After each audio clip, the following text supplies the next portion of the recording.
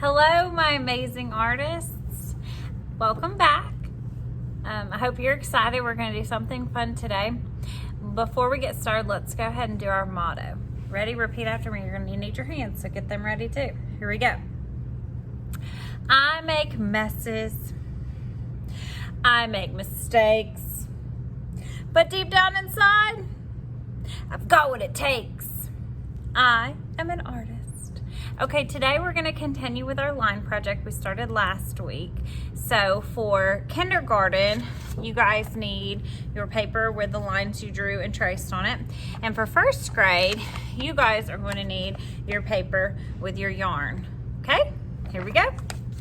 Okay, boys and girls, before we get started, we're going to start by making some lines this week. Remember how we talked about lines are very important. We need to know how to draw lines. We need to know their names so that we can draw pictures. So we're going to practice some of our lines before we start painting. Okay, here we go. Let's start at the very top. You need a piece of paper. I'm going to use a whiteboard. You can just use a piece of paper and a pencil. We're going to start at the top so we can leave ourselves lots of space to make all the lines. I'm going to say a line and I want you to draw it, and then I will do it to make sure you have the right one. Ready? Okay, the first line, I want you to start here and go all the way across. I want you to draw a wavy line. Okay, this is a wavy line. And you can do big waves like this, or you could do little tiny waves like this. Both of those would be correct. Okay, now I want you to try to do a dotted line. Try a dotted line.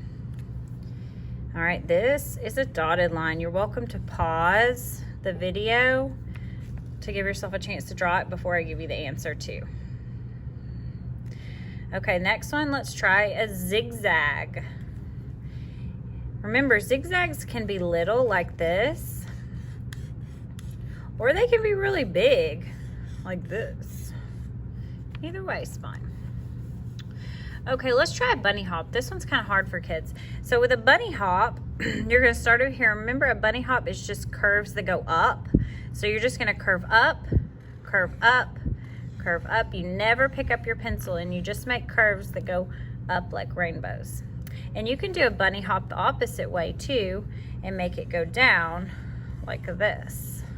Because sometimes you need to make your ocean look like this instead of this, right? I'm going to erase because I ran out of room. If you run out of room, just flip your paper over to the back. Okay, let's try a double line. All right, remember a double line is just two lines right next to each other. And sometimes we need double lines, like when we're making a road.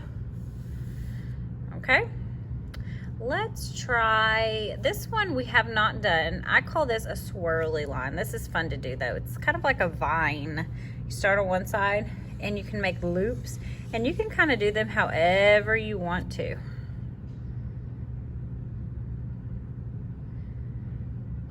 Okay, let's draw a spiral next. So we're going to start in the middle and we're just going to make little circles around, and you can make it as big as you want if you have room.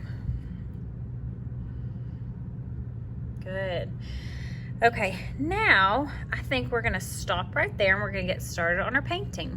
So what your first grade and kindergarten, you're both gonna need some watercolors or any kind of paints. I just chose watercolors because they're pretty easy, and you're obviously gonna need some water and a paintbrush.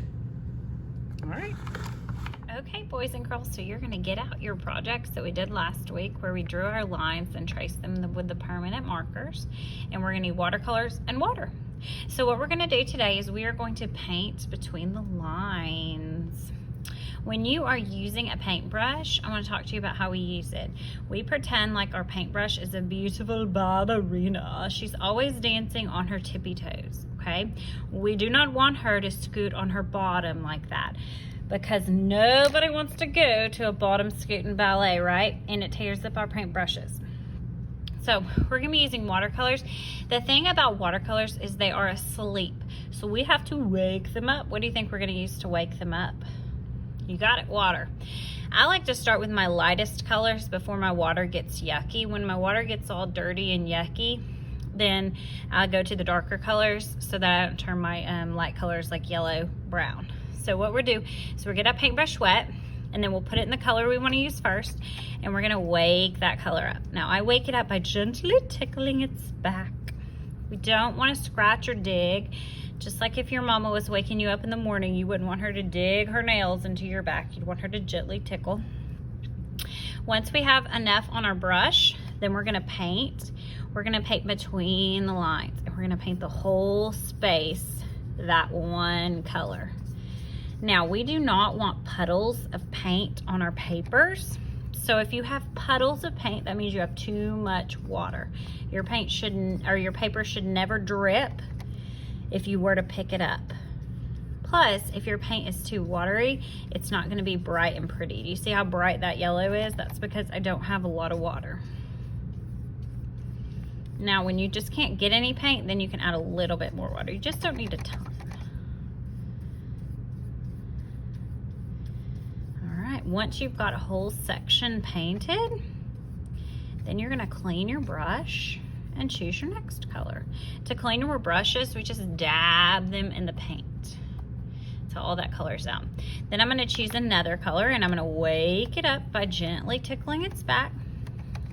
And I'm gonna come down to the next section. I'm gonna paint that section. This is why we used permanent marker, because if you had used just a regular black marker, it'll start to run in the watercolor just a little bit. All right. And you are gonna keep painting till you get all the way to the bottom. And if you run out of colors, you can use the same color twice. However you wanna do it. It is your painting. You are the artist. Have fun, take your time. I'm going quickly because I've been doing this a long time. I want you to go slow and do your best work. Okay, so here is my finished line project. Isn't that beautiful with all the colors? You see how I separated each color by this line I made last week? When you get done with your watercolors, boys and girls, because they're still wet, I like to leave them open and let them dry out before I close them. If you close them while they're wet, and they have puddles in them, and you lift them up, all your colors will run together and you'll just make a big brown mess. All right, boys and girls, I hope you have fun.